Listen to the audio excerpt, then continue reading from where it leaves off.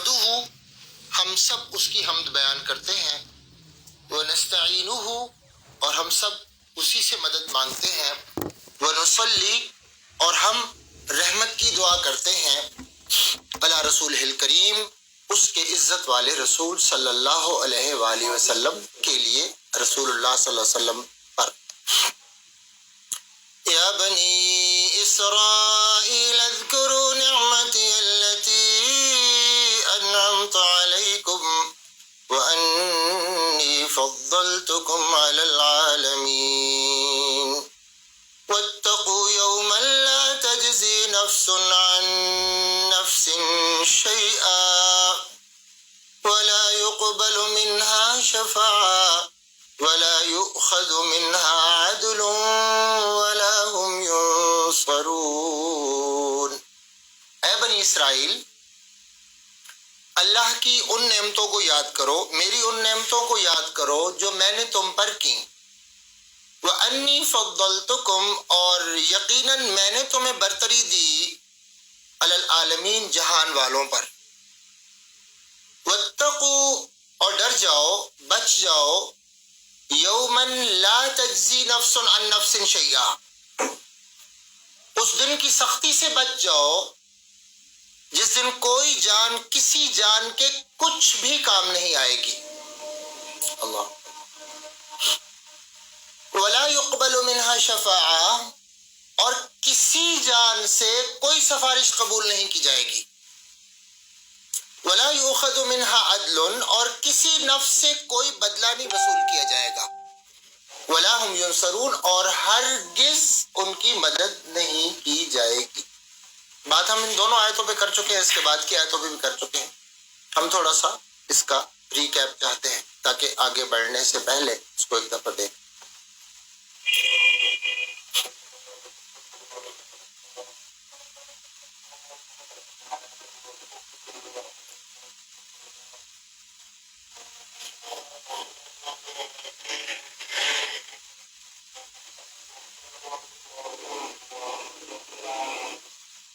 جی، تو کہا یا بنی اسرائیل۔ اب ہمیں یہ سمجھ آئے گی کہ یہ تو بنی اسرائیل سے بات ہو رہی ہے، ہم سے بات نہیں ہو رہی، کیونکہ دا چلڈرن آف اسرائیل، یعقوب علیہ السلام کی اولاد سے بات ہو رہی۔ آئے ہم قرآن سے پوچھتے ہیں کہ وہ کہاں کہاں بنی کہتا ہے؟ وہ صرف بنی اسرائیل کہتا ہے یا بنی اسرائیل کو ایڈریس کرتا ہے؟ وہ تو بنی آدم کو ایڈریس کرتا ہے۔ یہاں ایکسکلوسیولی ان کی بات ہوئی، اور یہ بات اس لیے ہوئی کہ مومنوں کو یہ بتانا تھا کہ وہ آپ کے قریب ترین ہے۔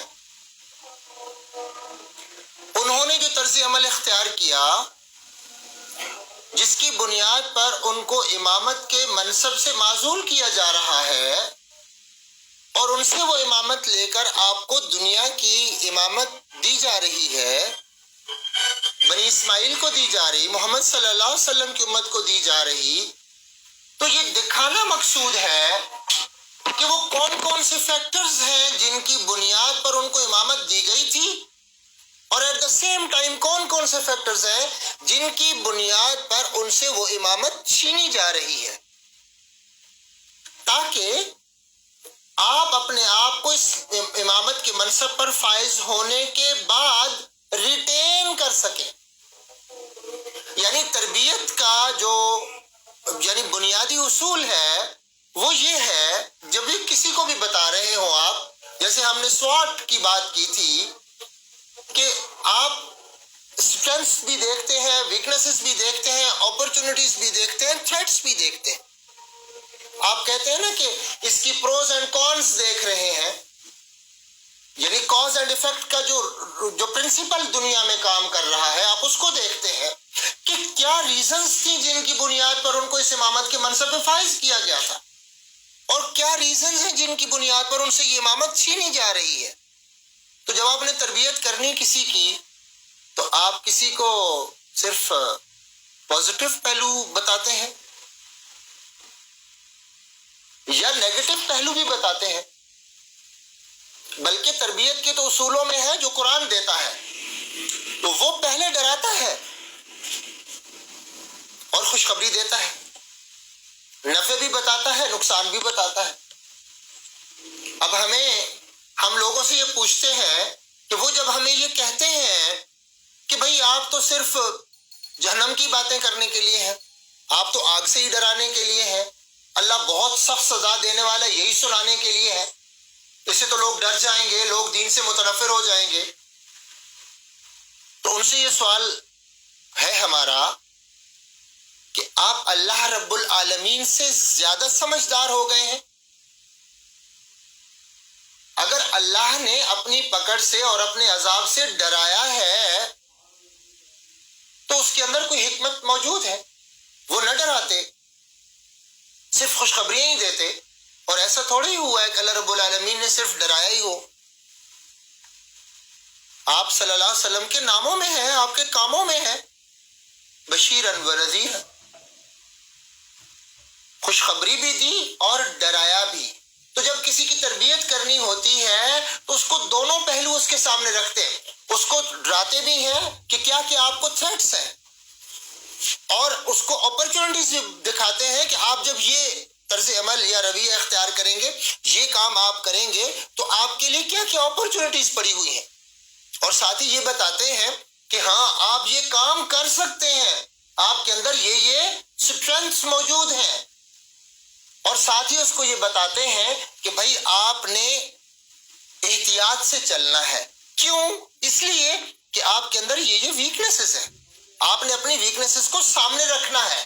سم ٹائم ایسے ہوتا ہے نا کہ ہم اوور کانفیڈنٹ ہو جاتے ہیں اور ہم یہ سمجھتے ہیں کہ چیزیں ہماری گرپ میں ہیں اور ہم ان کو نظر انداز کرتے ہیں اور ہم ٹھوکر کھاتے ہیں.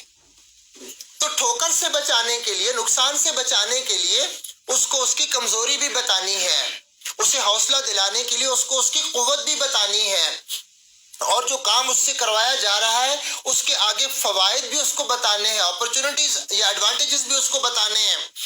اور وہ کام کرنے میں اس کو جو خطرات لاحق ہیں یا تھریٹس ہیں ان سے بھی اس کو پورے طور پر متنبع کرنا ہے. یہ پورا فریم ورک ہے تربیت کا، اور اگر یہ نہ ہو تو ظاہر ہے کہ تربیت ادھوری رہ جائے گی. آپ بچے کو یہی کہتے رہیں کہ بھائی آپ بہت قابل ہیں، کوئی مسئلہ ہی نہیں ہے، بس آپ کریں، تو کیا ہو نہیں، آپ اس سے ساری چیزیں اس کے سامنے واضح کریں گے. تو اللہ رب العالمین یہاں پر یہ سمجھنی چاہیے بات ہمیں سورۃ البقرہ میں کہ ابھی تک ہم نے یہ دیکھا کہ اللہ رب العالمین نے 20 جملوں میں یہ انسانی زندگی کے جو مختلف کیٹیگریز ہیں وہ دکھائی ہیں، پھر قرآن تعلیمات کا خلاصہ بتایا ہے، اور اب ان تقریباً 100 جملوں میں بنی اسرائیل پہ بات ہو رہی ہے. آخر کیا وجہ ہے؟ اللہ رب العالمین کوئی ایک جملہ بھی ایسا بول سکتے ہیں جس کا انسانوں کو فائدہ نہ ہو؟ بنی اسرائیل کی یہ ساری سٹوری سنانا کہ کہاں کہاں ان کو ٹھوکر لگی، کہاں کہاں انہوں نے دھوکہ کھایا، اور وہ دھوکہ کھا کے اللہ کو دھوکہ دینے کی کوشش کی نا. یعنی جو دھوکہ دے رہا ہوتا ہے پہلے وہ خود دھوکہ، یعنی اس نے خود دھوکہ کھایا ہوا ہوتا ہے تب وہ دھوکہ دے رہا. بنیادی طور پہ دھوکہ تو نہیں دے رہا ہوتا ہے نا، وہ خود دھوکہ کھا رہا ہوتا ہے دھوکہ دینے والا. تو انہوں نے اللہ رب العالمین کو کہاں کہاں چیٹ کیا، انہوں نے کہاں کہاں پہ ڈنڈی ماری. مسلمانوں کے سامنے اس کو بالکل ایسے کھول کے رکھا ہے کہ آپ کو امامت کے منصب پہ فائز کیا جا رہا ہے تو کہیں یہ نہ ہو کہ آپ ٹھوکر کھائیں اور کل کو آپ بھی اس امامت کے قابل نہ رہے. اس سے پہلے دیکھیں ہم یہ بات کر چکے ہیں کہ جب اللہ رب العالمین نے فرشتوں سے یہ کہا کہ میں اپنا نائب بنانے والا ہوں تو اس میں ہم نے یہ بات بہت شرح و بست کے ساتھ کی ہے کہ یہ ہے وہ نائب جو دنیا میں اللہ رب العالمین نے زمین پر بھیجا ہے اور جس کا فخر سے ذکر ہو رہا ہے فرشتوں میں کہ انی جاعل فی الارض خلیفہ، میں زمین میں نائب بنانے والا ہوں. یہ جس نے حیا کی دھجیاں بکھیر دی، اڑا دی، یہ ہے وہ نائب. تو ان کو یعنی چوکنا کرنا مقصود ہے کہ دیکھو اگر آپ وہ طرز عمل اپنائیں گے جو بنی اسرائیل نے اپنایا ہے، جو ہم ان 100 جملوں میں آپ کے سامنے رکھ رہے ہیں، اگر وہ آپ اپنائیں گے تو آپ بھی ٹھوکر کھائیں گے اور آپ بھی اس سے معزول ہوں گے. بات یہ نہیں ہے کہ دنیا کی کوئی چیز چھن رہی ہے کسی سے، یہ کیا چھن رہا ہے؟ یہ اللہ رب العالمین کی طرف سے دی ہوئی وہ نعمت چھن رہی ہے جو ساری نعمتوں کے حصول کا بنیادی ذریعہ ہے. یہ کنجی ہے نا. یعنی جو نقصان ہوگا مثلا امامت کے منصب سے اگر ان کو معزول کر دیا گیا بنی اسرائیل کو، تو خالی وہ امامت کے منصب سے معزول ہوئے دنیا میں، دنیا کا نقصان ہوا؟ دنیا کا نقصان نہیں ہوا. جب کسی بندے سے دین کی نعمت چھینتی ہے تو اس کا دنیا کا نقصان نہیں ہوتا، وہ irreparable لاس ہوتا ہے، irreversible لاس ہوتا ہے، وہ کبھی پورا نہیں ہو سکتا. یہی بات ہے. ہم نے یہ بات کی تھی، آپ کو یاد ہوگا کہ اللہ رب العالمین نے ایک بندے کی مثال کتے سے دی ہے. وہ یہ تھا، وہ کیا تھا کہ اللہ رب العالمین نے یہ فرمایا کہ اس کی مثال بیان کرو. آتیناہ آیاتنا، جس کو ہم نے اپنی آیتیں دیں، اسے دین کی سمجھ نصیب ہوئی، اس نے ہمیں پہچانا، ہم پر وہ ایمان لایا. پھر کیا ہوا؟ پھر وہ زمین کے ساتھ چمٹ کے رہ گیا اپنے لالچ کی بنیاد. فانسلخ منہا، ان آیتوں سے وہ باہر نکل گیا، وہ چھوڑ دی اس نے، ہمیں بھلا دیا. جو نعمت ہم نے دی تھی اس سے وہ باہر نکل گیا، اس کے پیچھے شیطان پڑ گیا. اب کیا ہوا؟ فمثلہ کمثل الکلب، اس کی مثال کتے کی طرح. یہ اللہ بندے کے لیے مثال پہ، یعنی یہ چونک جانے کا موقع کہ اگر ہم میں سے کسی بندے کو اللہ رب العالمین سے کنیکشن کی توفیق مل گئی ہے، کنیکٹ ہو گئے ہیں، تو اب اتنا زیادہ فکر مند ہونے کی ضرورت ہے کہ ہر لمحے ہم ویجیلنٹ ہو کہ کہیں میں اللہ سے دور تو نہیں ہو رہا. کیونکہ جو اللہ سے جڑ کے دور ہوگا وہ یہ ہے. وَمَثَلُهُ كَمَثَلِ الْكَلْبِ، اس کی مثال کتے کی سی. ان تحمل علیہ یلہس، اس کے اوپر بوجھ ڈالو تو زبان باہر نکالتا ہے. او تترکہ یلہس، اسے چھوڑ دو تو زبان نکالتا ہے. اور دنیا میں کتنے لوگ ہیں جو آپ کو یعنی نظر آتے ہیں اس طرح کی زندگی گزارتے ہوئے کہ زندگی کے جس طرح کی بھی کوئی سچویشن ہے انہوں نے بس رونا ہی ہے. مارے گئے تو لٹے گئے، برباد ہو گئے، اس کے علاوہ کوئی بات آپ ان کی زبان پہ دیکھیں گے نہیں، اس لیے کہ انہوں نے وہ نعمت چھوڑ دی جو اللہ رب العالمین کی اصل نعمت تھی. تو کہنا کیا چاہ رہا ہوں کہ بنی اسرائیل کی جو طرز عمل ہے اور زندگی ان 100 آیتوں میں دکھائی جا رہی ہے، آپ صلی اللہ علیہ وسلم کا مذاق، دین کا مذاق، چھپ جیسے ہم نے پڑھا وَلَا تَلْبِسُوا الْحَقَّ بِالْبَاطِلِ وَتَكْتُمُوا الْحَقَّ، اور تم حق کو باطل کے ساتھ نہ ملاؤ اور تم حق کو نہ چھپاؤ. وَأَنْتُمْ تَعْلَمُونَ، اور تم جانتے ہو. اور اگلے جملے میں کہا وَأَنْتُمْ تَتْلُونَ الْكِتَابَ، اور حالانکہ تم کتاب کی تلاوت کر رہے ہو. ہم پہ نہیں فٹ آتا کہ ہم کتاب کی تلاوت کر رہے ہیں اور ہم زندگی کیسی گزار رہے. یعنی اس کا اور اس زندگی کا کوئی میچ ہے؟ یعنی اس کی تعلیم کا اور ہماری جو پریکٹیکل لائف ہے اس کا کوئی میچ ہے، کوئی جوڑ ہے؟ یہ تعلیم کچھ اور ہے، ہماری زندگی کچھ اور ہے. تو یہ ساری اس لیے دکھائی ان 100 جملوں میں تاکہ ہمارے سامنے چیزیں بالکل مبرہن ہوں، واضح ہوں اور ہم ٹھوکر نہ کھائیں. تو میں یہ کہنا چاہ رہا ہوں کہ جب ان سے یہ امامت کے منصب سے ان کو معزول کیا گیا اور محمد صلی اللہ علیہ وسلم کی امت کو امت وسط قرار دے کے لوگوں کے اوپر گواہ بنایا گیا ہے، ان کو امامت کے منصب پہ فائز کیا گیا ہے، تو اب ان کو متنبع کیا جا رہا ہے کہ ویجیلنٹ رہنا، فکر کرنا، کہیں اس منصب سے ہٹا نہ دیے جاؤ. اگر اس منصب سے کوئی ہٹ جائے تو کیا ہوگا؟ کیا ہوگا؟ وہی کام ہوگا جو اس بندے کے ساتھ ہو رہا ہے. خالی یہ نہیں کہ یہ دنیا کی کوئی لیڈرشپ ہے یا کوئی قیادت ہے، کسی ملک کی کوئی بادشاہی ہے یا دنیا کا کوئی بینیفٹ ہے، نہیں، ایسا نہیں ہے. اس امامت کا مطلب ہے اللہ رب العالمین کے دین کی سمجھ حاصل ہونا. تو اگر کسی کو دین کی سمجھ حاصل ہوئی اور وہ سمجھ پھر اس سے چھن گئی، آپ مجھے یہ بتائیے کہ کیا اللہ رب العالمین کسی بندے سے دین کی سمجھ چھینتے؟ نہیں، اللہ رب العالمین تو ہے ہی گائیڈ کرنے کے لیے، وہ تو ہے ہی ہدایت دینے کے لیے، وہ تو چاہتے ہیں کہ سارے کے سارے ہدایت پہ آئیں، انہوں نے تو جنت بنائی ہے لوگوں کے لیے۔ تو پھر جو باہر نکلے گا تو گویا اپنے آپ کو وہ خود محروم کرے گا، اور جب وہ اپنے آپ کو اس دین کی نعمت سے محروم کرے گا تو اس کا نتیجہ کیا نکلے گا؟ اس نعمت کے نتیجے میں ملنے والی تمام نعمتوں سے محروم ہوگا۔ دیکھیں نا، دنیا میں اگر کسی فرد کو دین نہیں ملا تو کیا ہوا؟ وہ اللہ رب العالمین کی انسانوں کے لیے بنائی گئی ہر نعمت سے محروم ہو گیا، اس کو کچھ بھی نہیں ملا، اس کے پاس کچھ بھی نہ آیا۔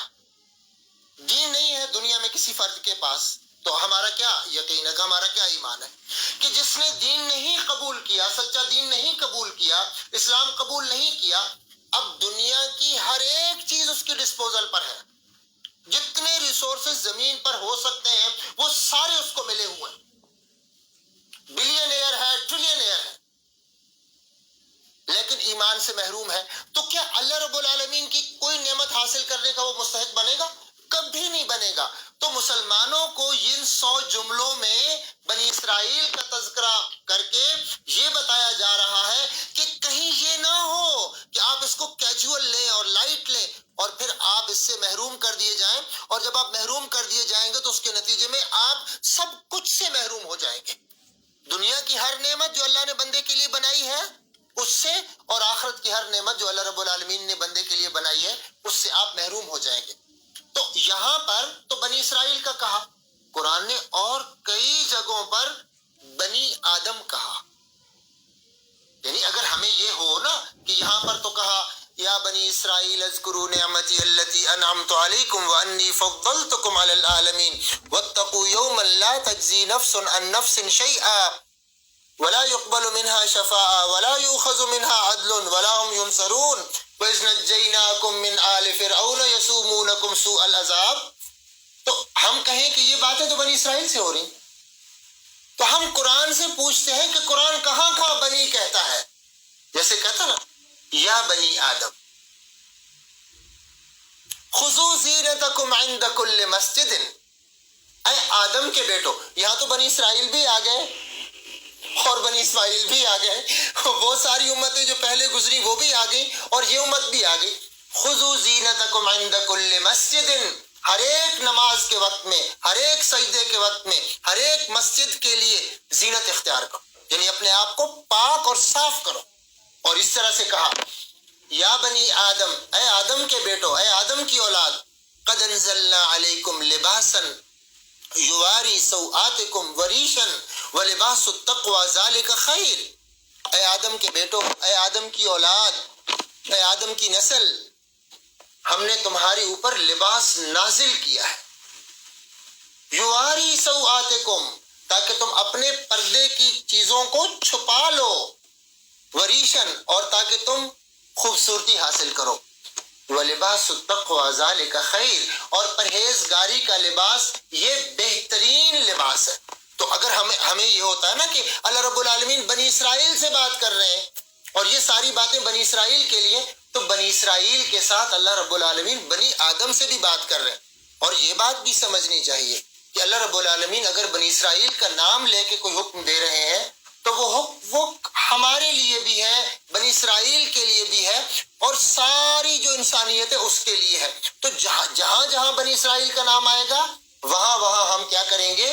اپنے اوپر بھی اس کو لاگو کریں گے اور سارے انسانوں کے لیے قیامت قائم ہونے تک اس حکم کو اس کے اوپر لاگو کرتے چلے جائیں۔ اب واپس آئیں، یا بنی اسرائیل اذکروا نعمتی التی انعمت علیکم، اے اسرائیل کی اولاد، میں نے جو نعمتیں تم پر کی ہیں ان کو یاد کرو، اذکروا، یاد کرو۔ ہمیں یہ سمجھنا چاہیے کہ جہاں جہاں اللہ رب العالمین اپنی نعمت کا تذکرہ کرتے ہیں یا تذکرہ نہیں کرتے اور ہمیں وہ نعمت حاصل ہے، ہمیں اس کو یاد کرنا ہے۔ اس کی وجہ یہ ہے کہ جب ہم اپنی نعمت کو کاؤنٹ کریں گے پھر اللہ رب العالمین کا شکر کرنے کی ہمیں توفیق نصیب ہو۔ اس لیے کہا اذکروا نعمت اللہ، اذکروا نعمتی، میری نعمتوں کو یاد کرو۔ تو بنی اسرائیل کو کہہ کے سارے انسانوں کو کہا جا رہا ہے کہ نعمتوں کو یاد کرو۔ اب ان کے ساتھ جب بات ہوگی تو ایکسکلوسیولی ان کی نعمتیں الگ ہیں، جیسے ان دو آیتوں کے مان بعد ہم نے ان کی چند نعمتوں کا ذکر کیا کہ فرعون کے وہ شکنجے میں تھے، وہ ان کے بیٹوں کو ذبح کر رہے تھے، بیٹیوں کو زندہ رہنے دے رہے تھے، اور اس طرح کی ذلت کا جو سزا تھی، اور ایسے جو قیدی تھے وہ تو شاید کہیں ہوں گے زمین پر، نہیں ہوں گے، اور ان کو جیسے اس سے نجات دلائی، سمندر سے نکالا اس میں سے راستہ، اور ان کے سامنے ان کے دشمنوں کو غرق کیا، یہ تو نعمت ان کی ہے۔ لیکن ہمیں یہ سمجھنا نہیں ہوگا کہ یا بنی اسرائیل اذکروا نعمتی التی انعمت علیکم، اے بنی اسرائیل ان نعمتوں کو یاد کرو جو نعمتیں میں نے تم پر کی۔ تو ہم ساتھ ہی کیا کریں گے؟ جب بھی ہم اس کا ذکر کریں گے، جب بھی یہ آیت پڑھیں گے یا جہاں جہاں پڑھیں گے، تو کیا ہوگا؟ ہم فوراً اپنے آپ کو، خود کو، ہمیں، ہماری قوم کو، ہماری ذات کو، ہماری فیملی کو، ہمارے متعلقین کو، یا خود ہمیں اپنے آپ کو جو نعمتیں حاصل ہوں گی ان تمام نعمتوں کو ریکال کریں گے۔ سب سے پہلے ہمارے سامنے ہمارا اپنا وجود آئے گا، تو جب ہمارے سامنے اپنا وجود آئے گا تو فوراً ہمیں شکر کی توفیق ہو کہ اللہ رب العالمین نے مجھے زندگی دی ہوئی ہے، صحت و عافیت دی ہوئی ہے، اور پھر اپنی جان سے ہٹ کے جو کچھ ہمیں حاصل ہوگا اس کو ہم ریکال کریں گے، اور جب ہم اس کو ریکال کریں گے تو فوراً ہمارے اندر یہ بات آئے گی کہ ہمیں اللہ رب العالمین کا شکر ادا کرنا۔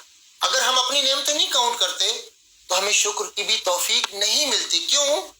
کہ ہمیں تو وہ نظر ہی نہیں آتا۔ ایک چیز آپ کو نظر ہی نہیں آ رہی تو آپ اس کے لیے کیوں کہیں گے کہ الحمدللہ، اللہ آپ کا شکر ہے کہ آپ نے مجھے یہ عطا کیا ہے۔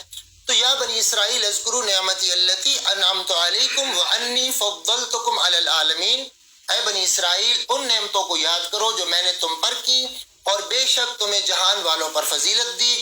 واتقوا یوما لا تجزی نفس عن نفس شیئا، اور اس دن سے بچ جاؤ، یا اپنے آپ کو اس دن سے بچا لو۔ مراد ہے اس دن کی سختی سے، اس دن کی پکڑ سے، اس دن کے عذاب سے بچنے کے لیے آج سامان کر لو۔ ہم نے ترجمہ کیا تھا وقایا، یعنی بچاؤ، یعنی اس دن کی سختی سے یا پکڑ سے یا اس دن کو فیس کرنے سے بچنے کے لیے آج ساری ترکیبیں کر لو۔ یعنی ہمیں یہ بتایا جا رہا ہے کہ ہمیں اس دن کی سختی سے بچنے کے لیے آج سامان کرنا ہے، وہاں نہیں۔ یومن لا تجزی نفس عن نفس شیئا، جس دن کوئی جان کے کسی بھی طرح کام نہیں، ولا یقبل منها شفاعۃ، اور قبول نہیں ہے گی، لا یؤخذ عدل، اور اس سے کوئی وصول نہیں کیا جائے گا، ولا هم ینصرون، اور ان کی کسی بھی طرح سے کوئی مدد نہیں کی جائے گی۔ اللہ رب العالمین سے توفیق مانگتے ہیں کہ اللہ رب العالمین اس دن کی سختی سے ہمیں بچائے، اور آج ہم اس کا سامان کرنے کی توفیق دے دے۔ والسلام علیکم ورحمۃ اللہ وبرکاتہ۔